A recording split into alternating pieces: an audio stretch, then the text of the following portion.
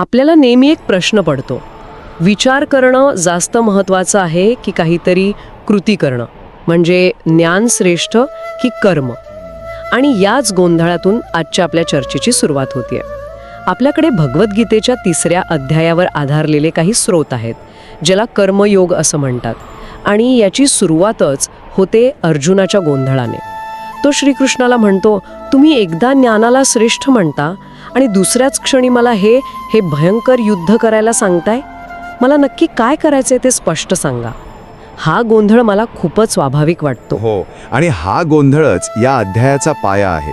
कारण अर्जुन एका अशा परिस्थितीत आहे जिथे त्याला वाटतं की कृती न करणं म्हणजे युद्ध न करणं हे जास्त चांगलं आहे. तेव्हा श्रीकृष्ण त्याला 2 स्पष्ट मार्ग सांगतात. अच्छा, कोणते 2? एक आहे ज्ञानयोग, हा म्हणजे विचारवंतांसाठी, चिंतकांसाठी. आणि दुसरा आहे कर्मयोग, जो आपल्यासारख्या कृतिशील लोकांसाठी आहे. पण मग ते एक अत्यंत मूलभूत सत्य सांगतात. ते म्हणतात, कोणीही अगदी एक क्षण सुद्धा कृती केल्याशिवाय राहू शकत नाही. 1 मिनिट, कोणीही कृतीशिवाय राहू शकत नाही म्हणजे अगदी शांत बसलेला माणूस सुद्धा? अगदी, तो सुद्धा. कारण आपलं शरीर, आपलं मन हे निसर्गाच्या नियमांनी म्हणजे प्रकृतीच्या गुणांनी बांधलेलं आहे. श्वास घेणं, विचार करणं, अगदी पापणी लावणे ही सुद्धा एक कृतीच आहे, नाही का? हो, खरंय. त्यामुळे निसर्गच आपल्याला सतत काहीतरी करायला भाग पाडतो. म्हणूनच श्रीकृष्ण म्हणतात की जे लोक फक्त वरवर इंद्रियांना म्हणजे हातपाय यांना आवर घालतात, पण मनात मात्र सतत विषय वासनांचा विचार करत असतात, ते ढोंगी आहेत. अच्छा, म्हणजे हा प्रकार म्हणजे जसं कोणी डाएटवर असल्याचं जाहीर करतं, पण मनात मात्र सतत पिझ्झा आणि केकचेच विचार चालू असतात. बाहेरून संयम पण आतून पूर्ण गोंधळ. अगदी अचूक उदाहरण. या उलट जो मनाने इंद्रियांवर ताबा मिळवतो आणि आसक्ती न ठेवता, फळाची अपेक्षा न करता आपली कर्तव्य कर्म करतो, तो श्रेष्ठ आहे. आणि इथेच कर्मयोगाच्या प्रवासाची खरी सुरुवात होते. कृती अटळ आहे, मग ती योग्य पद्धतीने कशी करायची हे शिकणं महत्वाचं आहे. ठीक आहे, म्हणजे कृती तर करायचीच आहे हे स्पष्ट झालं. पण मग कोणतीही कृती केली तरी चालेल का, की सगळ्या कृती सारख्याच असतात? कारण इथे यज्ञ नावाची एक संकल्पना येते जी मला खूपच इंटरेस्टिंग वाटते. हो, आणि इथेच या अध्यायाचं सौंदर्य आहे. श्रीकृष्ण सांगतात की बहुतेक लोक जे काम करतात ते स्वतःच्या स्वार्थासाठी करतात, आणि हे स्वार्थासाठी केलेलं काम आपल्याला कर्माच्या बंधनात अडकवतं. पण जेव्हा तीच कृती यज्ञ म्हणून केली जाते तेव्हा ती बंधनकारक ठरत नाही. यज्ञ म्हणजे आपण होम हवन करतो तो का, की याचा काही वेगळा अर्थ आहे? इथे यज्ञ या शब्दाचा खूप व्यापक अर्थ आहे.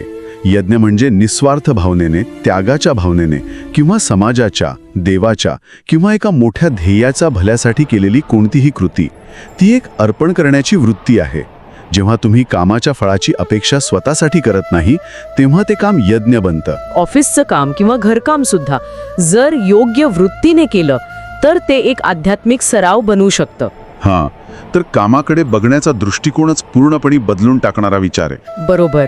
आणि श्रीकृष्ण या यज्ञाचं एक मोठं वैश्विक चक्र समजावून सांगतात. वैश्विक चक्र? हो, ते म्हणतात की यज्ञातून म्हणजे निस्वार्थ कर्मातून पाऊस पडतो, पावसातून अन्न निर्माण होतं, अन्नातून सर्व प्राणी जगतात, आणि हे यज्ञ कर्म माणसाच्या कृतीतून घडतं. हे एक मोठं इकोसिस्टम आहे जिथे प्रत्येक जण आपलं योगदान देत असतो. अच्छा.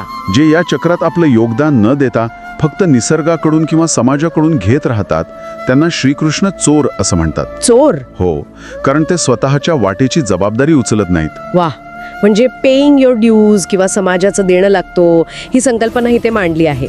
पण मग इथे एक प्रश्न येतो, समजा एखाद्याला आत्मज्ञान झालं आहे, त्याला आता काही मिळवायचंही नाही आणि गमावण्यासारखंही काही नाही, अशा ज्ञानी माणसाने तरी का काम करत राहावं? त्याने हिमालयात जाऊन बसावं हे जास्त योग्य नाही का? हा खूप महत्वाचा आणि तार्किक प्रश्न आहे. आणि श्रीकृष्ण याचं उत्तर लोकसंग्रह या एका शब्दात देतात. लोकसंग्रह? लोकसंग्रह म्हणजे जगाचं कल्याण आणि सुव्यवस्था टिकवून ठेवणे. ते सांगतात की आत्मज्ञानी व्यक्तीला स्वतःसाठी कर्म करण्याची काही गरज नसते. हे खरं आहे, पण तरीही त्याने कर्म करत राहावं.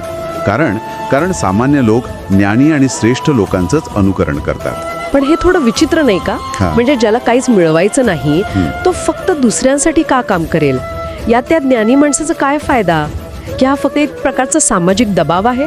ते म्हणतात हे अर्जुना, तिन्ही लोकांमध्ये मला मिळवण्यासारखं काहीही नाही, तरीही मी सतत कार्यरत असतो. आणि ते असं का करतात? कारण ते पुढे सांगतात, जर मी सावध राहून कर्म केलं नाही तर सर्व लोक माझ्या मार्गाचं अनुसरण करतील आणि काम सोडून देतील. त्यामुळे जगात गोंधळ माजेल आणि संपूर्ण मानवजातीचा नाश होईल. बापरे. हो, म्हणजे ज्ञानी माणसाने फळाची आसक्ती न ठेवता फक्त जगासमोर एक योग्य आदर्श ठेवण्यासाठी काम करत राहावं. जसा एखादा अज्ञानी माणूस फळाच्या आसक्तीने काम करतो, तसंच ज्ञानी माणसाने आसक्तीशिवाय जगाच्या कल्याणासाठी काम करावं. ठीक आहे, म्हणजे निस्वार्थपणे काम करा, एक आदर्श बना, हे समजलं. पण इथे एक अडचण आहे. काम करताना मी हे करतोय ही भावना तर येतेच. या भावनेचं काय करायचं? यावर स्रोतांमध्ये काहीतरी खूप इंटरेस्टिंग सांगितलंय की मी करता आहे असं समजणंच एक भ्रम आहे. हे जरा जास्तच होतंय. हो, हा या अध्यायातला एक अत्यंत गहन विचार आहे. आपल्याला वाटतं की मी निर्णय घेतो, मी काम करतो. पण श्रीकृष्ण सांगतात की सर्व कर्मे ही प्रकृतीच्या 3 गुणाद्वारे केली जातात. अहंकारामुळे भ्रमित झालेला आत्मा स्वतःला कर्ता समजतो. हे 3 गुण म्हणजे काय नक्की? हे जरा सोपं करून सांगता का? नक्कीच. हे 3 गुण म्हणजे सत्व, रज आणि तम. सत्व म्हणजे संतुलन, प्रकाश, ज्ञान आणि शांतता. रज म्हणजे ऊर्जा, गती, वासना आणि महत्वाकांक्षा. आणि तम म्हणजे जडत्व, आळस, अज्ञान आणि अंधार. अच्छा. आपलं प्रत्येक व्यक्तिमत्व, प्रत्येक विचार आणि प्रत्येक कृती या 3 गुणांच्या वेगवेगळ्या मिश्रणातून तयार होत असते. कधी रजोगुण प्रभावी असतो म्हणून आपण उत्साहाने कामाला लागतो, कधी तमोगुण वाढतो आणि आपल्याला आळस येतो. त्यामुळे मी करतोय म्हणण्यापेक्षा माझ्याकडून या गुणांच्या प्रभावाखाली हे घडतंय असं म्हणणं जास्त खरं आहे. अच्छा, म्हणजे जसं एखादी गाडी चालते तेव्हा आपल्याला वाटतं ड्रायव्हर चालवतोय, पण खरं तर आतलं इंजिन, पेट्रोल आणि बाकीचे भाग मिळून ती गाडी चालवत असतात. ड्रायव्हर फक्त दिशा देतो. तसं काहीच आहे का हे? खूप छान उदाहरण आहे. जो ज्ञानी आहे त्याला हे सत्य माहीत असतं की गुणच गुणांवर कार्य करत आहेत आणि आत्मा या सर्वांपासून वेगळा एक साक्षी आहे. या जाणीवेमुळे तो कर्माच्या फळात किंवा प्रक्रियेत अडकत नाही. आणि म्हणूनच श्रीकृष्ण अर्जुनाला सांगतात, सर्व कर्मे मला अर्पण कर, फळाची आशा सोडून दे, ममत्व आणि अहंकार सोडून दे आणि मग मानसिक तापातून मुक्त होऊन युद्ध कर. आणि इथेच स्वधर्माचा मुद्दाही येतो, नाही का? हो. ते म्हणतात, दुसऱ्याचा धर्म किंवा कर्तव्य उत्तम प्रकारे करण्यापेक्षा स्वतःचा धर्म जरी तो अपूर्णपणे केला तरी तो श्रेष्ठ आहे. दुसऱ्याच्या मार्गावर चालण्यात धोका आहे. याचा अर्थ दुसऱ्याची नक्कल करण्याच्या नादात स्वतःची मूळ ओळख गमावू नका. जे काम तुमच्या स्वभावाला, तुमच्या कौशल्याला जुळतं तेच करा, भले त्यात तुम्ही सुरुवातीला परफेक्ट नसाल. बरोबर.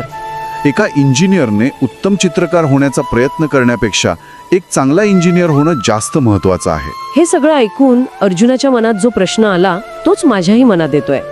सगळं ज्ञान कळतं, काय योग्य आहे हे समजतं, पण तरीही इच्छा नसताना जणू काही कोणीतरी जबरदस्ती करतंय तसा माणूस पापाकडे किंवा चुकीच्या गोष्टींकडे का ढकला जातो?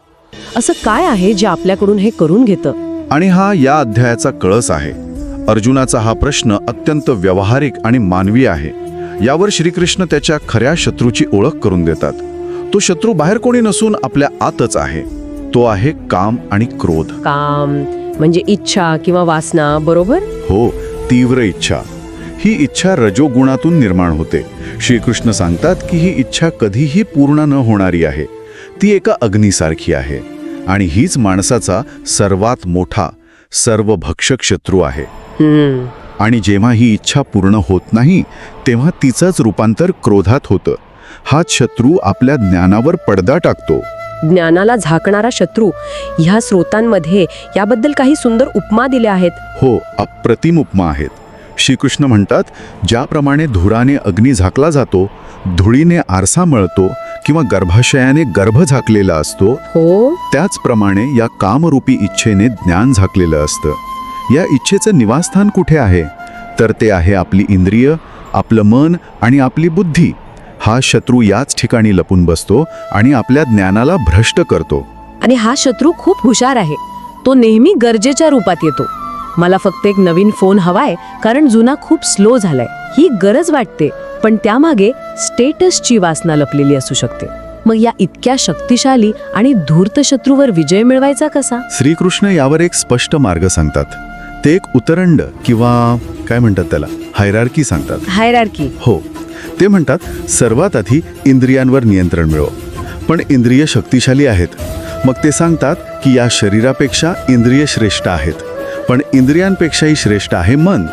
मनापेक्षाही श्रेष्ठ आहे बुद्धी, जी योग्य अयोग्य ठरवू शकते. आणि बुद्धीच्याही पलीकडे सर्वात श्रेष्ठ आहे तो म्हणजे आत्मा. म्हणजे नियंत्रणाची एक साखळी आहे. खालच्या पातळीवर लढण्यापेक्षा थेट वरच्या पातळीवरून नियंत्रण मिळवा. अगदी बरोबर. जसं एखाद्या कंपनीत कर्मचाऱ्याला समजावण्यापेक्षा थेट मॅनेजरशी बोलणं जास्त प्रभावी ठरतं, नाही का? हो, बरोबर. इथे आत्मा हाच तो सुप्रीम बॉस आहे. श्रीकृष्ण म्हणतात, अशा प्रकारे बुद्धीच्या पलीकडे असलेल्या आत्म्याला जाणून घे. त्या आत्म्याच्या शक्तीने आपल्या बुद्धीला स्थिर कर आणि मग या कामरूपी दुर्जय शत्रूचा नाश कर. इंद्रियांना ताब्यात घेऊन मनाने बुद्धीला स्थिर करूनच या शत्रूवर विजय मिळवता येतो. तर या संपूर्ण चर्चेचा सार आपण असा काढू शकतो की कर्म टाळणं हा मार्ग नाही, कारण ते शक्यच नाही. मार्ग आहे कर्म करण्यामागची आपली वृत्ती बदलण्याचा. आपलं प्रत्येक काम, मग ते कोणतंही असो, ते फळाची अपेक्षा न ठेवता निस्वार्थ भावनेने एका यज्ञाप्रमाणे करायचं.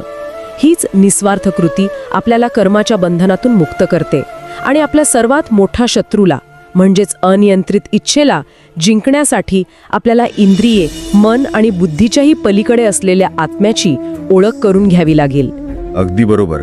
आणि या चर्चेचा शेवटी एक विचार करण्यासारखा प्रश्न आपल्यासमोर उभा राहतो. या अध्यायात इच्छेला शाश्वत शत्रू म्हटलंय आणि त्यावर विजय मिळवण्याचा मार्गही सांगितला आहे. यावरून एक प्रश्न निर्माण होतो की हा आध्यात्मिक मार्ग म्हणजे त्या शत्रूवर मिळवलेला एक अंतिम विजय आहे की तो स्वार्थी इच्छेवर निस्वार्थ कर्माची निवड करण्याचा एक अविरत, प्रत्येक क्षणी करावा लागणारा सराव आहे.